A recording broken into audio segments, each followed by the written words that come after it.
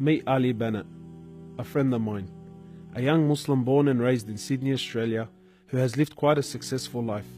However, it was only recently that his life took a dramatic turn. This is Ali's story. Where are you at now with your life? What's happened to you? At this point in my life, wallah, I've been gifted, alhamdulillah, by Allah, with cancer throughout my body, and I've changed my whole life to sort of helping people. Why do you call it a gift, Ali? And alhamdulillah, it's a gift because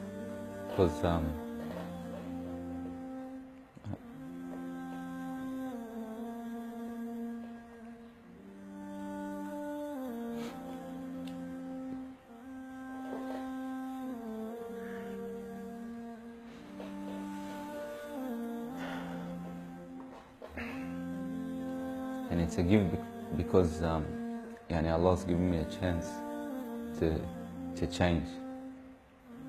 What has having cancer, what has it opened your eyes to?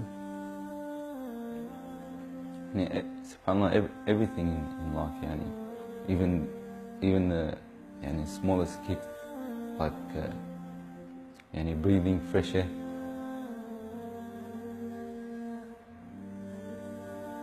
Do you feel like you used to take that for granted before?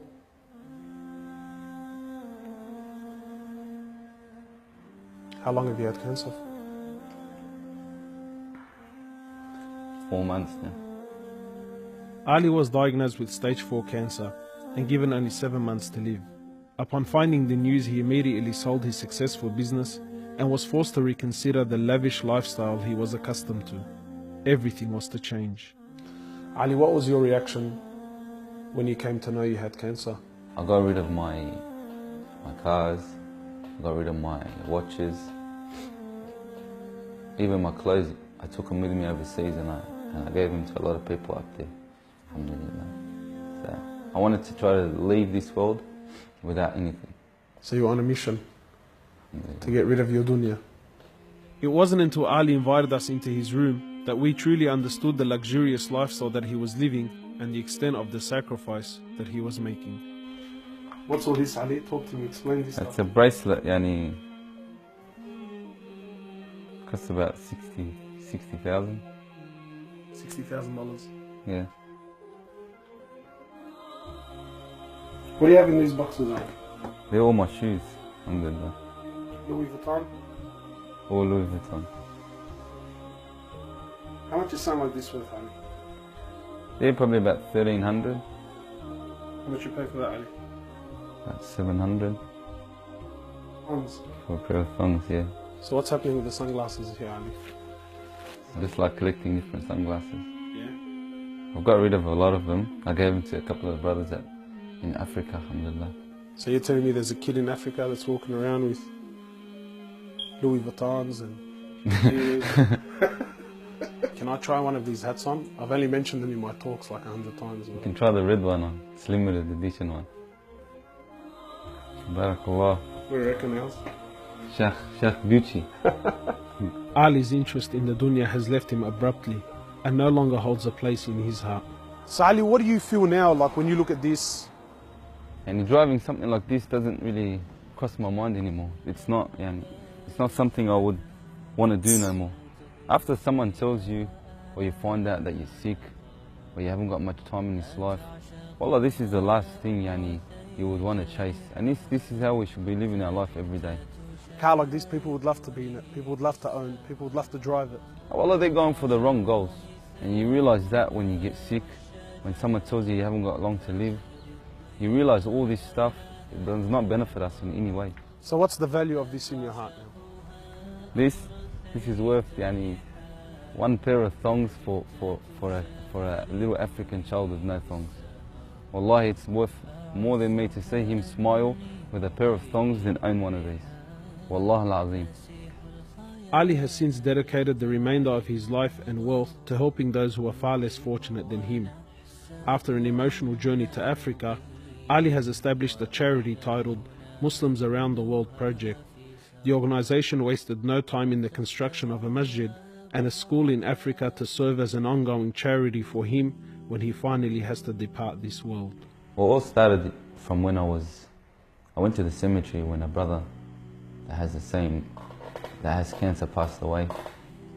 And I was at the cemetery and I was just thinking to myself,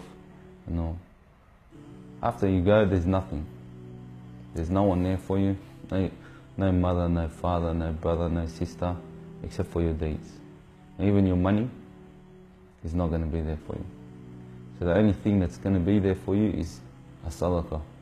And that's the only thing that's going to help you gradually through your time in the grave till you get to the ultimate destination. As the reality of death further sinks in, Ali spends most of his personal time in preparing himself for his final meeting with his Creator, Allah. The Prophet of Allah says, sallallahu alaihi wasallam, more or less, he says, he who loves to meet Allah, Allah loves to meet him. And he who hates to meet Allah, Allah hates to meet him. Are you loving to meet Allah?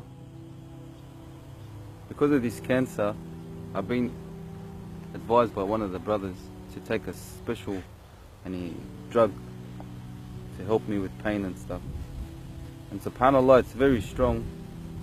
I took a bit too much and I came into a whole different world within not knowing where I was, and it was very hard for me.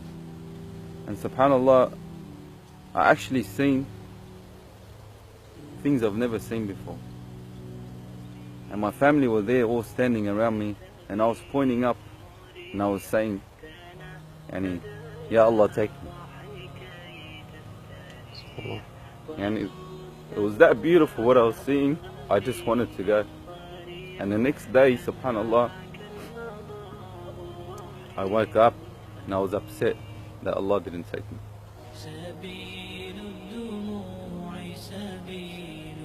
Well, I ask Allah subhanahu wa ta'ala to purify you and to give you shifa, to keep you around us for a long time. Allah, may Allah subhanahu wa ta'ala reward you.